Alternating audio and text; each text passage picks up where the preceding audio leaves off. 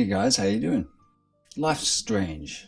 I mean, okay, in its core, it's simple enough. We wake, we work, we eat, we sleep. I think being human, we really overcomplicate it with our thoughts, emotions, and dreams. So, big question. How many of you had plans? And how many of them have worked out? Life has a great way of buggering up your plans. And I think a key thing is, how's it affecting your life now? It's not what happens to us in life, it's how we respond and react to it that matters and that affects us more importantly. And I've had many failures and catastrophes over the years. So like I've always said, I'm not judging. It's just I've had to try and find things to make me aware and understand what I've been through. So is it fixable? Is it salvageable? Or is it something that we have to go, okay, that sucks, but maybe I've got to now move on? I think we tend to think as grief as losing someone, but you can grieve situations and things that have happened to us, like a failed dream, a failed business, failed relationship, whatever that is. And we all have different ideas of what a perfect life is. It could even be you've been comparing your life to someone else's. Sometimes we look at people and think, well, why is my life not worked out that way? I don't think social media is a big help for that, because everyone puts the best version of themselves and their best life out there. But in truth, I think most people have failures and things they're not always proud of, or life just didn't work out how they thought as well. And sometimes the truth is what we think we want isn't always what we actually need. I spend a lot of time watching, learning stuff. I've always been interested in people and behaviors and why we do what we do. And there's several people I've seen who traumatic things have happened to in their life, me included. And, I've seen interviews with people where they've thought they were happy. They were telling themselves they're happy. They're going through the motions. They might have nice cars or whatever, only to find something massive happens in their life. They end up losing everything, but they end up being happier because they've found the true meaning of being happy. So again, it's different for everyone. And also we don't know until we try something or experience something if we like it or not. When I was younger, I wanted to be a rock star. I think that dream started from probably 14 to 15 till I was about 30. And then I fell out of love with it and almost hated it. Like it would betrayed me because I'd not achieved that stupid goal. Not a stupid goal, but it was a stupid goal because I didn't put the effort in for a start. I had the desire, but I didn't put the effort in. I dressed as a rock star. I drove a big car and, I looked the part, but I was a terrible musician and didn't work on my craft, didn't work on songs.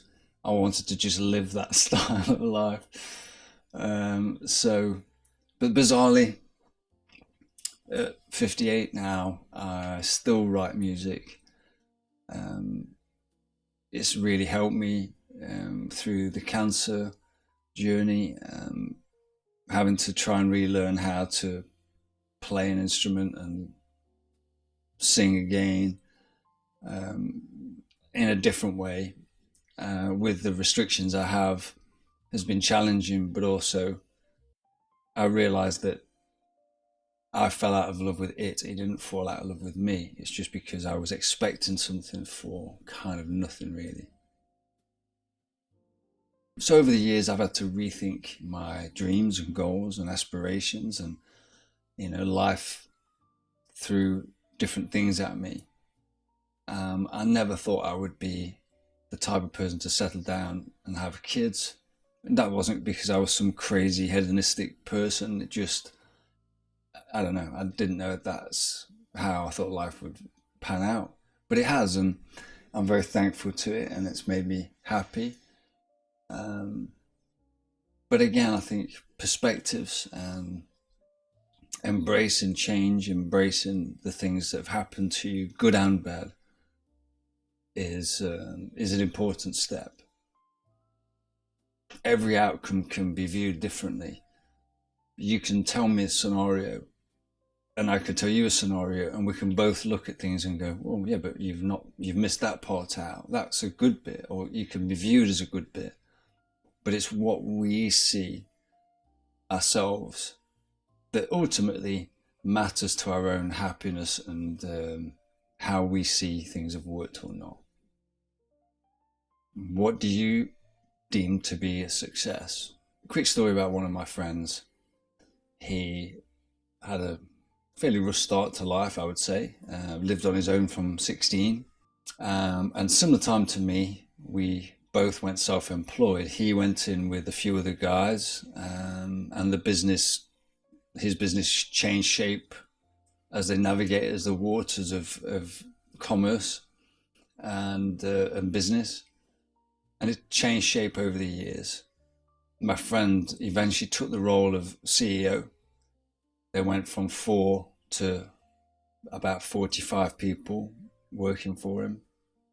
2 of the main guys left, so it was just in the hands of 2. And they did a very good job of running the business. But my point is he sold the business a couple of years ago, and he was saying, "Oh, I could be a millionaire, it could be this, it could be that," and it all looked great. And then right at the end, the economy, various other factors changed, and he got through with the skin of his teeth with a bit of money, but nowhere near what he wanted and expected. And I've known him a long while, and I think there was a point where I felt that he thought he'd failed. It was 20 years worth of, did this really work out how I wanted it to work out?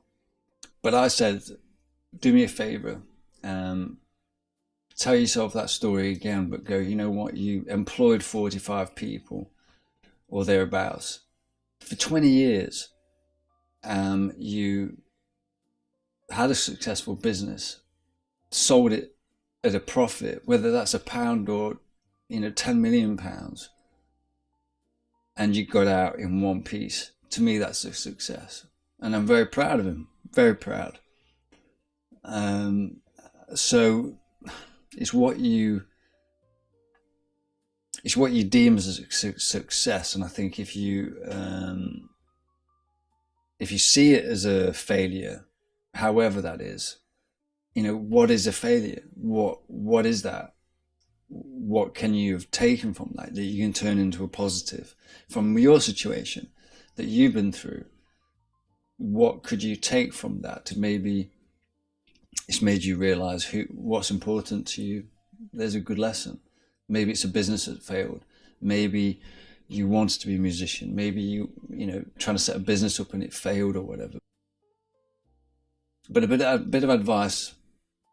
Another friend I spoke about before, who had a lot of money, gave me, was he was a multimillionaire now, but when I knew him, he was just my friend.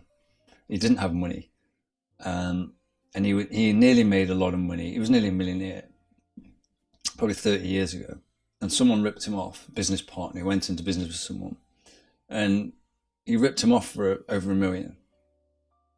And he tried taking him to court, and the barrister said to him, or his legal counsel, if that makes sense, said to him, the best way of getting that money back is to go out and make it again.